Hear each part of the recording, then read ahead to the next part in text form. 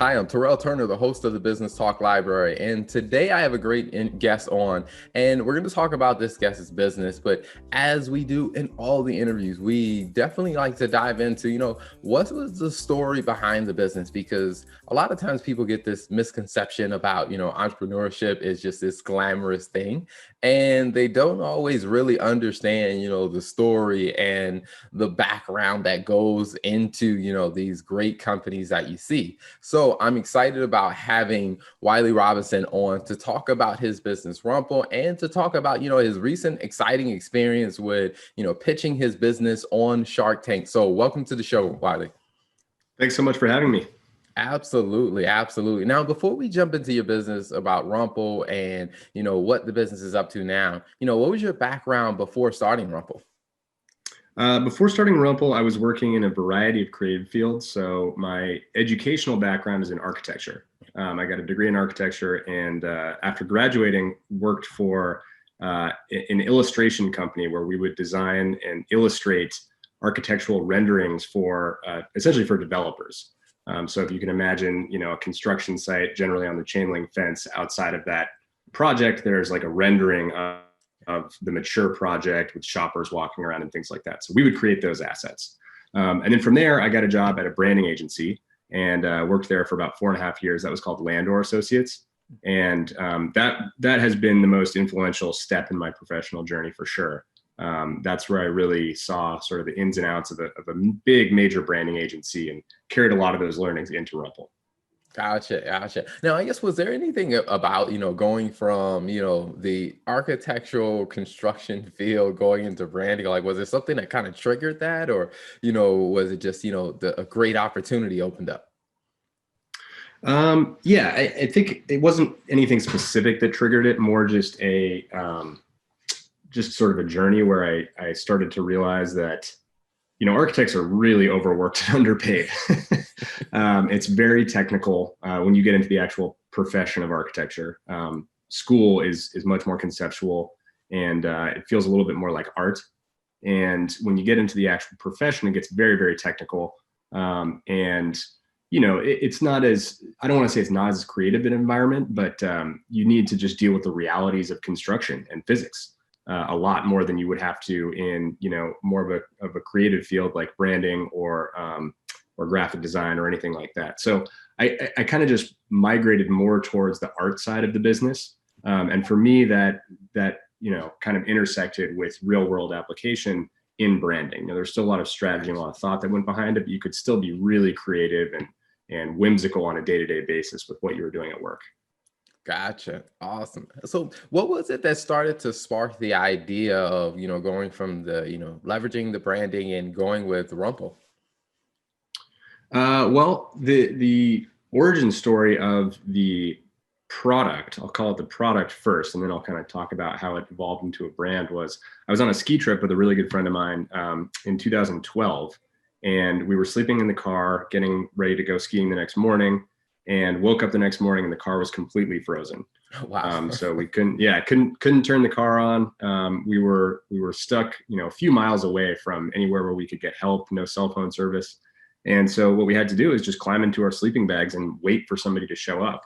Wow. And despite being in this, kind of borderline scary situation, we were quite comfortable in the sleeping bags. And that was because the materials and the insulation were so effective and kept us so comfortable. And we started talking about how, despite being in this situation, we were actually pretty happy. And that was because of these materials. So we decided when we got out of there that we wanted to make a sleeping bag blanket when we got back home.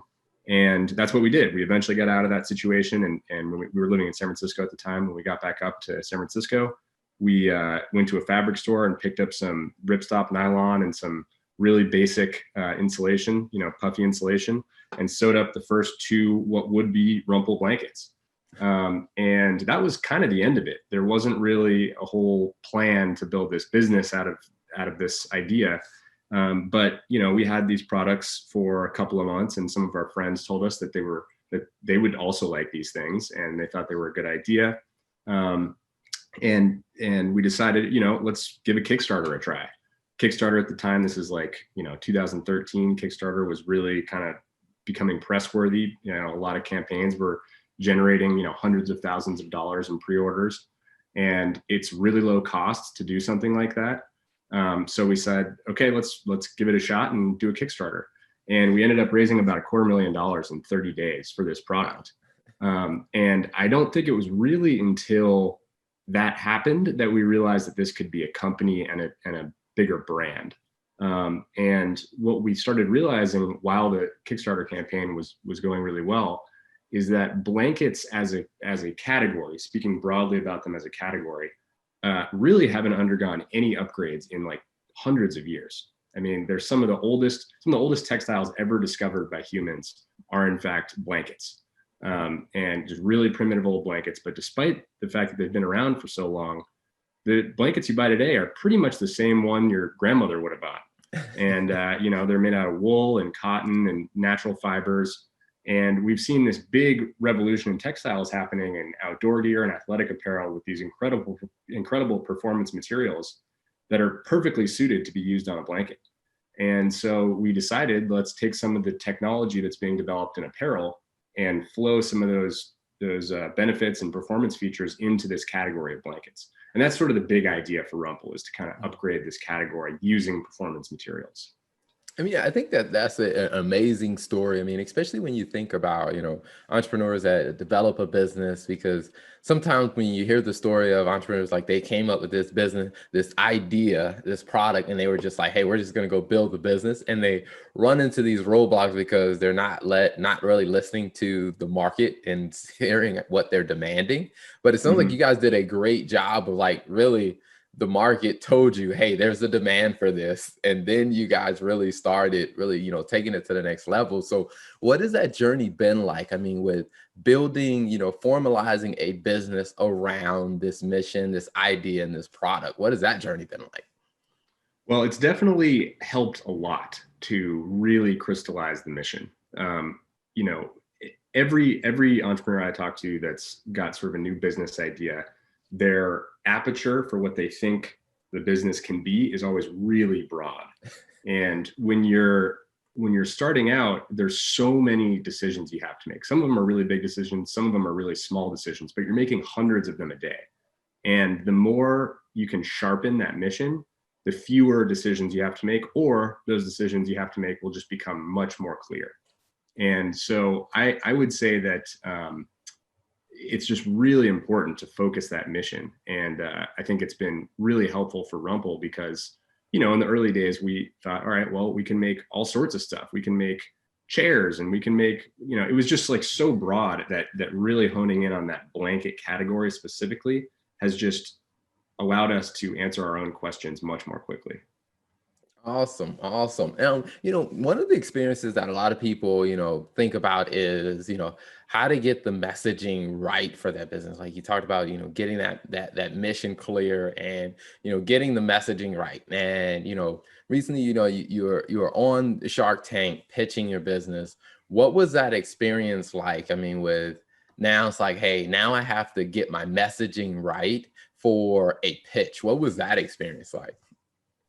Well, the Shark Tank experience specifically was unlike any other pitch I've ever given. So Rumpl is a venture-backed company, so I've had to do quite a bit of pitching to, you know, investors in the past, and it's all been way different than that Shark Tank experience. I mean, the Shark Tank one, it's like the pitch you see the entrepreneurs come out and do, that's all very much rehearsed, right? Like you have a script and you're reading, you know, about 30 seconds to a minute of a pitch. Not in front of you. There's no teleprompter or anything. You have it memorized, but that part of it is scripted and rehearsed. Immediately after that, it just becomes chaos and nothing is scripted. And you're really just like managing a conversation between the sharks. Like they're talking and arguing and yelling amongst each other. And you're kind of, you know, stopping some of them and letting some others talk. And it's just this conversation management exercise. But the pitch itself for Shark Tank was just, in addition to being sort of chaotic after the rehearsed part stopped, it was just way different than the other pitches I've given, from the perspective of it was way less focused on the future and what the company could be and how growth was going to go, and way more about historical results. And you see this on every episode, you know, like when I've pitched to other, like, whatever, quote, normal investors, they're focused on what the future growth plans are for the company and what the company can become. They're sort of investing in that future vision. With Shark Tank, it was all about, like, how much have you sold? This is what your company's worth because this is what you've done in the past. And it was just a much more interesting, not more interesting, it was an interesting way to talk about the business, because frankly, I think the future of Rumpl is much more interesting than the past. And we were just kind of focused on the past the whole time. And it was a tougher conversation to have, because I get inspired about the future of the business. And so talking specifically about the past was not as engaging of a conversation as some of the other ones I've had with other investors, I think. Awesome. Now, when you talk about, the future of Rumpl, when you think about what does the future of Rumpl look like, what are some of the aspirations that you have? Sure. So right now we're very much rooted in the outdoors. Our products are largely used for camping and outdoor activities. And what we're starting to do and starting to look at is how those products can either come closer to the home, backyard, patio, and eventually make their way into the home. Obviously the bigger market opportunity for blankets is in the home. And we think that using our background in the outdoor industry and our expertise in textiles, performance textiles that we've garnered from that experience, will really be able to be leveraged in creating home products that use performance textiles. You can trust the expertise of a brand that spent so much time in the outdoors building product with these performance materials. So that's the bigger picture for Rumpl, is to actually kind of move more into the home, actually. Okay, awesome. So when you think about, the product now, and you think about, the customers that have had interactions with it, what's some of the feedback that people usually give you about, the product experience and the experience with Rumpl? So it's a really familiar experience for people. They may not have tried a product like this, but in most cases, they've either tried a sleeping bag or they've tried like a puffer jacket, and they're familiar with those materials. So when they get the product and they drape it over them, it's kind of like, oh, this is exactly what I would expect. It feels exactly the way that it looks like it would feel. And generally, they're surprised by how warm and light the product is. Just the versatility, I think, is something that generally catches people off guard. And that's what these materials do for the product, right? Like, they allow it to go outside and shed pine needles or leaves or whatever off of it if you use it for a picnic. And then if you want to bring it back and use it on your patio in your backyard or something, it looks just as good as new. And it's just really easy and versatile to carry around with you. Awesome. So if people are interested in, getting their own Rumpl products, where can they find you guys, online or on social media? So rumpl.com is probably the easiest place to point people. That's rumpl.com. Additionally, online, we're sold through REI, Backcountry, Nordstrom, Amazon. And then our social handle is Go Rumpl. So at GORUMPL. And that's pretty much across all platforms. Awesome. Well, before we wrap up, one question I always like to ask every guest that comes on is, when you think about, your journey of where you've been, and you think about what you're doing now, and, what the future looks like for your organization and as an entrepreneur, what's two pieces of advice that you would share with other entrepreneurs? So the first one we kind of touched on a little bit, and that is just to really focus your mission. And the more you can not only your mission, but what you're trying to accomplish. So maybe your weekly goal or your monthly goal. I mean, you can really whittle it down to like what you do day to day, actually, and make sure you really clearly clarify what it is you're trying to accomplish that day, that week, that month, that year. The lifespan of the company, it can extend forward and backward, but clearly defining goals is really important, because as I mentioned, like, there's just so many things you have to be focused on as an entrepreneur in the beginning, especially, that the more you can whittle that down, the better you'll be at achieving that specific goal. So that would be the first one. The second one I would say is really trust instincts. There's a reason why you started the business. There's a reason why you had the guts to go out and do it. And that's something that, I in my early days was like of the mindset that I always needed people to come in and help me do things, because I didn't know how to do anything. And I always thought that I wanted more experienced people to come in and kind of show me the way. And what I've realized after either hiring or working with a number of people that have more experience is that the instincts you bring to the table as an entrepreneur are actually really valuable. And sometimes the way that other people do it, or the way that, you know, a more experienced person might suggest you do it, isn't necessarily right for your business. So just really trust in your instincts, because they're special, and that's what's allowed you to be an entrepreneur. Awesome. Awesome. Well, Wylie, thank you so much for coming on the show, for sharing your journey. Definitely we'll include some links so people can follow the Rumpl story, get their personalized, their Rumpl products in their home, or whether they're out camping, or, and also just to keep an eye on where you guys are going. Very exciting journey. So thank you for coming on the show. Thanks so much for having me. Thank you for tuning in to the Business Talk Library. If you like our content, be sure to follow us on social media. And if you want to see more of our exclusive content, you can subscribe and become a member on patreon.com/Business Talk Library. Hey, the Business Talk Library is the place where business makes sense.